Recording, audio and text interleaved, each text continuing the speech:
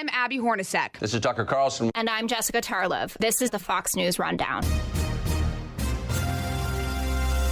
Wednesday, September 9th, 2020. I'm John Decker. A Norwegian lawmaker is nominating President Trump for a Nobel Peace Prize for the historic peace agreement between Israel and the UAE. It's a tremendous effort, and it could be to inspiration for other Arab nations to make peace with Israel. I'm Dave Anthony. Despite a pandemic that caused a recession, the housing market is booming. A home is no longer a home. A home is now a workplace as well. It's also a school. And I think that really has gotten a lot of people in a position where they've decided to pull the trigger and change the condition that they live in. I'm Liz Peek. I've got the final word on the Fox News Rundown. Each October, the recipient of the Nobel Peace Prize is announced by a 5-person Nobel committee, which is appointed by the Norwegian Parliament. Besides President Obama, 3 other U.S. presidents have won the Nobel Peace Prize. President Theodore Roosevelt in 1906, President Woodrow Wilson in 1920, and President Jimmy Carter in 2002. Today, President Trump has been nominated for the Peace Prize for 2021, just weeks after helping to broker peace between Israel and the United Arab Emirates. The nomination was submitted by Christian Tybring-Gjedde, a member of the Norwegian Parliament, who lauded President Trump for his efforts in solving protracted conflicts worldwide. He has done what Alfred Nobel said he was supposed to do if you want to get the Peace Prize. Christian Tybring-Gjedde is a member of the Norwegian Parliament. In Alfred Nobel's will, he's stating three conditions. The first one is fellowship among nations. And he has done that through all these negotiations between nations. It's reduction of standing armies. He has reduced the number of troops in the Middle East. And the third criteria is promotion of peace congresses. And his latest effort, which resulted in the peace between the UAE and Israel, is a tremendous effort. And it could be to inspiration for other Arab nations to make peace with Israel. It's really worth the Nobel Peace Prize. This recent effort, as the administration would call it, success concerning Israel's recognition of the UAE and UAE's recognition of Israel, shared diplomatic relations. Why do you believe it's so significant? If you look at the history of the Middle East and Israel, it's been also a hostile conditions for as long as you can remember. And if you know the history, you know the conditions both in the Arab world and in Israel, and you look at the other people who have gotten the Peace Prize, they have doing the Oslo Accord as been dealing in the Middle East, and also the Camp David Agreement in 1979 is also dealing with the peace efforts in the Middle East, meaning that it's a very, very important region in the world. And all efforts that leads to peace in that region should be awarded with a Nobel Peace Prize, and also for Donald Trump. Well, it certainly is historic, the third Arab country to exchange ambassadors, to establish embassies in the state of Israel, and in fact, the White House announcing that it will have an event commemorating this peace agreement at the White House next Tuesday. Another reason that you say President Trump deserves this honor of the Nobel Peace Prize is because of his efforts concerning North and South Korea. Can you explain that a little bit? Yes, Donald Trump was the first one to be able to talk to the North Korean leader. And I think he has let's say, an undiplomatic way of getting in touch with people and talk to people. And in this instance, it's what a good thing. And also South Korea and North Korea, they could talk together, and he wants to get rid of North Korea's nuclear weapons. And I think Trump had started on that effort, and I think is the first one to do that. I know that the former South Korean leader just got this Peace Prize just by talking to North Korea. Here's actually talking to both of them and getting to talk to each other. And I think that's honorable, and it's actually an achievement. When people hear the news that the president has received a nomination for the Nobel Peace Prize, there are some here in America and also in Norway and around the world who may be surprised. And they may be surprised because they don't view the president perhaps in the same manner that you do as a peacemaker. They may see the president because of his tweets, because of the things that he says, as not very unifying. Is that a factor that the Nobel Peace Prize Committee should take into account as they consider their recipient for 2021? I think they will take that into account, but I don't think they should. Because you have recipients of the Peace Prize and the recipients of other Nobel prizes that has gone to people with a personal record that nobody really knows, but they're getting it for achievements of what this prize is all about. It's either peace, or it's physics, or it's mathematics, or literature. You don't ask for the personality of the people, you just ask the performance of the people. And Donald J. Trump has performed very well internationally. What he does internally, domestically, is it's not of the Peace Prize matter. And I understand that many people dislike President Trump, but I guess many people disliked Arafat when he got the Peace Prize also. So that doesn't matter. It's actually what you achieve in international diplomatics, and Donald J. Trump has proven that he is worthy the Nobel Peace Prize. There have been 4 U.S. presidents who have received the Nobel Peace Prize, the most recent being President Barack Obama, less than a year into his presidency. How would you evaluate President Obama's accomplishments leading to his being awarded the Nobel Peace Prize in his less than first year in office versus President Trump in his first 3.5 years in office? I think most people were surprised when Obama was given the Peace Prize. And I think Obama was probably the most surprised of all of them, and he also said so. And I think the Peace Prize was given to Obama because the Nobel Peace Committee leader was very flattered and also very impressed by Obama's speeches and how he behaved during the first month in office as a president. And also, he was the first black president, which was also an achievement in itself. I think that's what the Nobel Peace Prize Committee considered. But I think that is not what the Peace Prize Committee should consider. It should consider achievements, not any other criteria. Are you a fan, Christian, of the president? Are you a fan of what he's done so far as president? I think he had a very, very difficult term. I think the first couple of years he did a very good job creating 17 million jobs for minorities and women, and was really doing really well.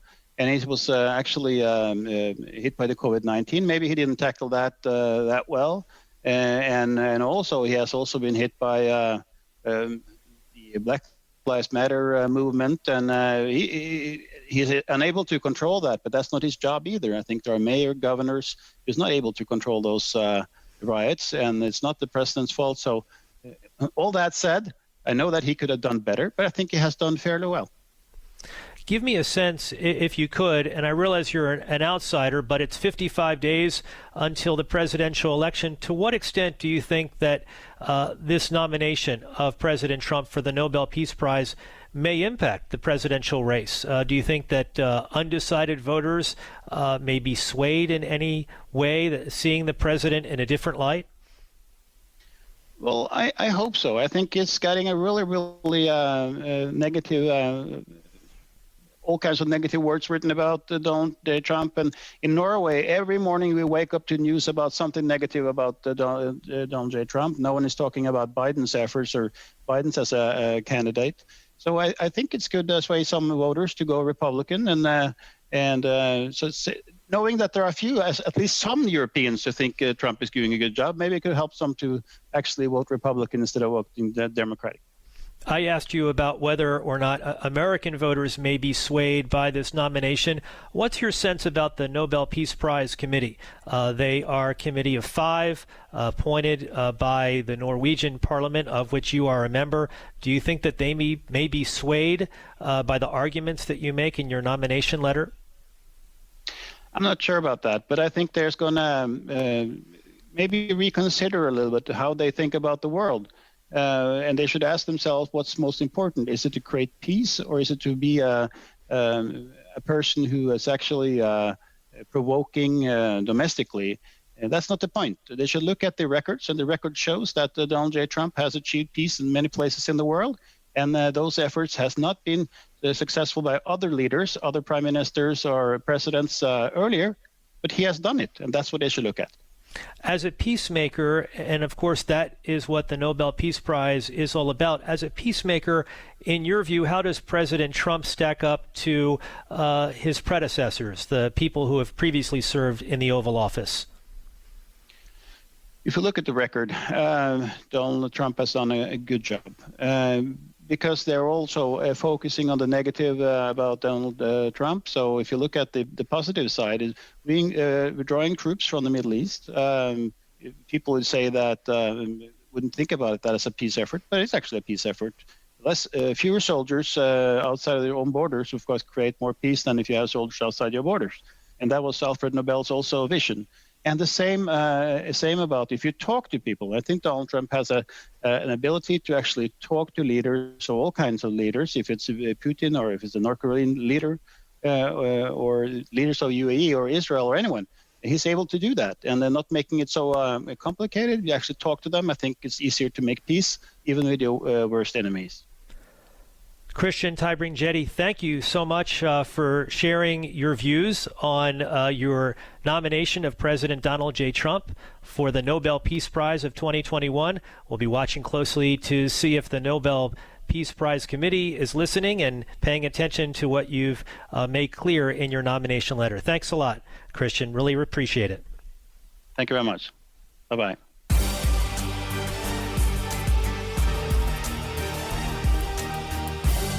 This is Liz Peek with your Fox News commentary coming up. This coronavirus crisis has affected us all in a variety of ways. For a lot of people, it has meant finding a new place to live. A Pew Research survey found 22% of Americans have either moved temporarily, permanently, or know someone who has. One big reason? Losing a job and not being able to pay rent. The Turner Institute came up with a survey that estimated just in the state of California that renters, specifically as a class in this state, have experienced anywhere from a 50 to 66% drop in their income. Democratic Governor Gavin Newsom signed a bill extending protections from being evicted through February. People that can, we would like to see them make partial rent payments over the next number of months, roughly 25% at least. And the Trump administration, through the Centers for Disease Control, also ordered an emergency federal eviction moratorium for Americans who qualify through December 31st. And while all those people suffer through bad times, these are very good times for many homeowners. The housing market is booming. New home sales rose 14% in July. Previously owned home buying surged nearly 25% to a pace not seen in over a decade. And those selling are getting much higher prices, up 19% in Philadelphia compared to a year ago, with double-digit increases also from Boston to Cleveland to Kansas City. And realtors love it. Listen, Dave, I can't complain. Mike Aubrey is vice president of Compass Real Estate in the Washington, D.C. area. I think if anybody thought going into a global pandemic that we would see real estate react in the way that it has, they would certainly be sitting on a beach somewhere drinking something fruity with an umbrella in it right now, because they would have made a ton of money based on knowing that up front. You know, back when all of this was going on, March and April with all the shutdowns, you couldn't even get together with anybody to go look at a house, right? Well, actually, in my area specifically, we were labeled as essential personnel, so I never quit working. I did change how I was working, in that obviously I was one of the very early adopters of PPE, even before it sort of became the norm that it is now. And I also think that I started to rely pretty heavily on technology in real estate, and that people really looked to see properties in any way that they could, whether it be a 3D tour or a video tour, or me being there doing a personalized FaceTime with somebody before they actually wanted to set foot in a house. But no, I never slowed down, and I never quit working, certainly not in the D.C. region. Are people more and more buying homes they don't actually set foot in? Have I had some people who have purchased homes without ever actually looking at one? Certainly since the advent of this pandemic, I have, believe it or not.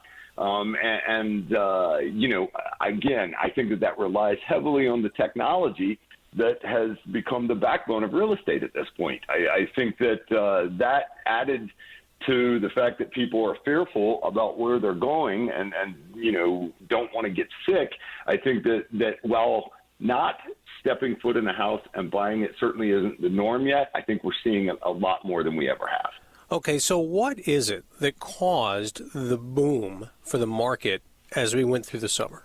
Pre-pandemic, we were already we were in a situation where we did not have enough inventory based on the amount of need that was out there. Builders have been behind the eight ball for years now.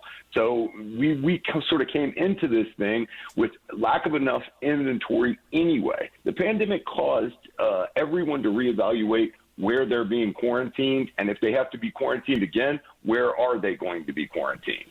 And I think that you look at the fact that a home is no longer a home. A home is now a workplace as well. It's also a school. And I think that really has gotten a lot of people in a position where they've decided to pull the trigger and change the condition that they live in. There's been a lot of stories about people leaving cities, looking into the suburbs or looking into the country. Is that real? For the sake of this answer, let's not talk about New York City or San Francisco. Okay. My answer plainly to you is no, we are not seeing that. Okay. Do I think that there are people who have decided to move out of urban centers? Absolutely. But listen, again, sort of back to this idea of what happened before the pandemic. The reality is the largest buying group is the millennial buying group. And based on demographics and household formation, the millennials, who were the people who drove urbanization in the first place, are now starting to marry, they're starting to have kids, and they're looking at bedroom communities because they want better schools and they want sort of a different way of life than what they've been living in the cities. And that was happening before COVID. So I think that they were beginning to sort of look at going into those spaces, Dave, and then it was just exacerbated by COVID. But the reality is that the next up-and-coming generation, as well as the boomers, are now looking to be in cities anyway. So as those millennials begin to sell their houses, it's not like there's not somebody in line to buy it. We have a tough economy for a lot of people. There have been estimates that a third of Americans have missed a rent or a mortgage payment during this crisis. So you see a housing boom, you have a lot of people who are struggling. That doesn't necessarily follow each other. Most buyers, and in this case, most owners, didn't lose their job. Where we really are seeing unemployment in the country right now is from hourly workers, and those weren't the people who are owning or buying houses anyway. I think that certainly my client base that I work with, what I'm seeing is those people are doing move-up buys, meaning that they're buying bigger and better because they didn't lose their jobs. So then the problem and the difficulty in the economy is more with the people who are renters.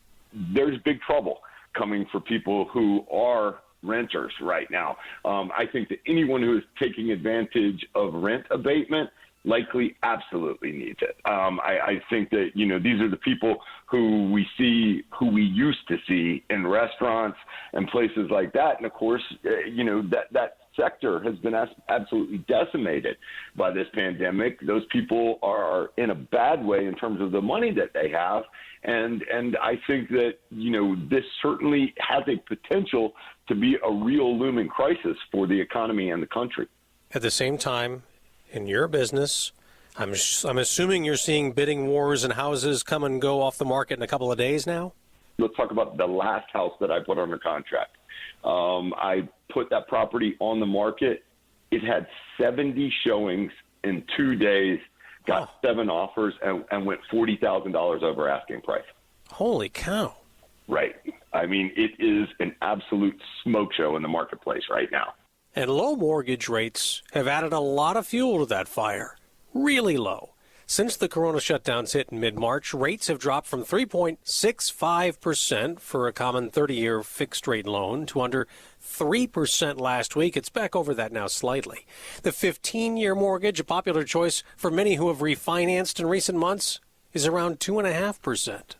you want to try to catch rates as low as you can because eventually they will go up. Although I can tell you from my perspective and certainly from my forecast, I don't see rates moving up for quite some time now. And I think if, Jay Powell and his colleagues are going to probably keep that in what I'm saying to be likely the truth. Right, because the Federal Reserve isn't going to act until the economy is doing much better, and overall, we don't know how that recovery is going to happen in the next 6 months yet. I would agree. Although, just to take you back to another reason why real estate is doing so well, I think that we are going to see the advent and the return of real estate as an asset class, both from the individual perspective and the institutional investor. I think that there's some real worry about what's happening in the securities market right now, and I think what's a better place to park your money than in real estate. At the same time, though, our investors, they usually don't love to buy when things are expensive, and we have a 10% year-over-year gain in the median price of a home in August up to around $350,000. That's national. I know every market's different. But they're buying on the high end right now as an investor. I would agree, but I think that as an investor, the play is, and you know this, whether you're investing in real estate or you're investing in securities, the play is that you get rid of your risk based on longevity, meaning that it's a long-term play. The idea of buying it right now and selling it in 6 months is not what I'm talking about. That was the sort of unhealthy marketplace that we saw pre-Lehman. I think that when I talk about institutional or individual investors moving into the sector, I think that those are people who are moving into the sector for a long play. All right, you mentioned Lehman, of course, the big housing bubble burst in the 2000 range. We're now seeing the annualized rate as of July for new home sales and the much bigger part of the market of previously owned home sales, the strongest pace since 2006. So that dates all the way back. It does, but listen, I think I want you to remember that the big difference between pre-Lehman and now is underwriting, the Dodd-Frank Act, and the fact that what we're not doing is we're not putting bad paper in the street. As much as people want to worry about it, I've never seen underwriting standards as high as they are right now. And so most people are in a position where they're not going to likely default. Is this a tougher time, though, for a first-time home buyer who doesn't have a huge income but is trying really hard to buy a house? Brutal. It is absolutely brutal. I can tell you that, again, one of the most underserved areas in the marketplace right now is first-time building. I think that the margins are not there for builders, and so they tend to build bigger and better things that have greater margins. I think what a lot of times the marketplace forgets is that you start down low and it sort of trickles its way up the market, meaning that we want first-time homebuyer housing because as those people buy, the people who they are buying from are going to buy bigger, and the people they're buying from are going to buy bigger, et cetera, so forth. And vis-a-vis a strong market comes from a strong base, including entry-level housing. With the giant sales increases and the price of a home increasing, is that short or long term in your view? Do I think that if we see demand begin to give way some, that can lead to a flattening? I do. Do I see us dumping off of a cliff, just to go back to that sort of pre-Lehman conversation? I don't. I think that we have a relatively stable market at this point that is not at risk of big drops. So, I think that we are probably in a position that real estate is going to continue to be sort of one of the safe places in our economy. Well, that'll keep you busy. That's for sure. Makes me happy, Dave. I'm sure it does. Mike Aubrey, Vice President for Compass Real Estate, thank you so much for joining us. It's my pleasure.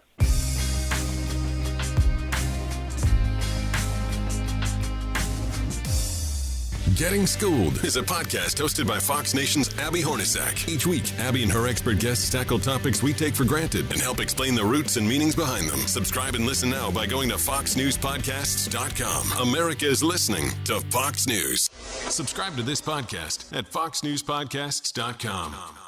It's time for your Fox News commentary. Liz Peek.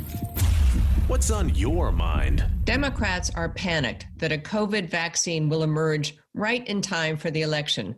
boosting President Trump's chances. They and their liberal media enablers are scrambling to undermine that prospect by sowing fear and distrust about a vaccine, any vaccine, even before one becomes available. How heinous is that? Kamala Harris, in a recent CNN interview, said she would not take a vaccine unless it had been vetted by medical experts, saying she would not, quote, take President Trump's word for it, unquote, that the medication was safe. Good news, Senator Harris. President Trump is not going to give you that shot. Your doctor will do that. The New York Times has been helpfully stoking concerns for months, publishing articles like, quote, mistrust of a coronavirus vaccine could imperil widespread immunity, which argues that the rapid timetable and President Trump's cheerleading are creating a whole new group of vaccine-hesitant patients. Yes, just like the New York Times article. Such is the misinformation campaign being waged by anti-Trumpers that the leading developers of a vaccine, Pfizer, Moderna, Johnson & Johnson, GlaxoSmithKline, and Sanofi, have announced in a recent public statement pledging they will not release a vaccine unless it is safe. That's reassuring because we actually thought major international pharma companies would be happy to poison millions of Americans just to please President Trump. As Joe Biden might say, come on, man. The effort to shake confidence in a vaccine began months ago when President Trump ramped up Operation Warp Speed, which, according to the HHS website, aims to deliver 300 million doses of a safe, effective vaccine for COVID-19 by January 2021, as part of a broader strategy to accelerate the development, manufacturing, and distribution of COVID-19 vaccines, therapeutics, and diagnostics. The all-out battle against the coronavirus has engaged the CDC, the FDA, and also many private companies. In late March, for example, HHS announced $456 million had been directed to J&J to accelerate clinical trials for its candidate vaccine. Moderna and AstraZeneca also received funding. The objective is to fast-track development of a vaccine by speeding up the approval process and patient trials, which can take years and cost up to $2.5 billion. The haste is not a campaign ploy. It is to save American lives. For sure, if President Trump and his team were not pushing full tilt for a vaccine, which to date has killed nearly 190,000 Americans, Joe Biden would be outraged. He recently tweeted, "Mr. President, it's time for you to get to work and control the spread of this virus." Joe has promised, if elected, to call for nationwide mask mandates, from which he has now retracted, and to accelerate the development of treatments and vaccines. Yep, just like President Trump is doing. Months ago, before everything COVID had become politicized, the New York Times ran a piece by Dr. Perry Klass entitled, quote, Coronavirus Vaccine Dreams, in which she celebrates the life-saving and world-changing benefits delivered by inoculations against polio, for example. She wrote, "If we get a vaccine for the coronavirus, it will immediately make our world a safer, easier, more reassuring place once again. That's what vaccines do." Tragically, that's exactly what Democrats fear. I'm Liz Peek. You've been listening to the Fox News Rundown. Stay up to date by subscribing to this podcast at foxnewspodcasts.com. And for up-to-the-minute news, go to foxnews.com. Love Fox News? Click the subscribe button to get more of the news and opinion you trust. And click the Fox News Rundown playlist for the latest episodes.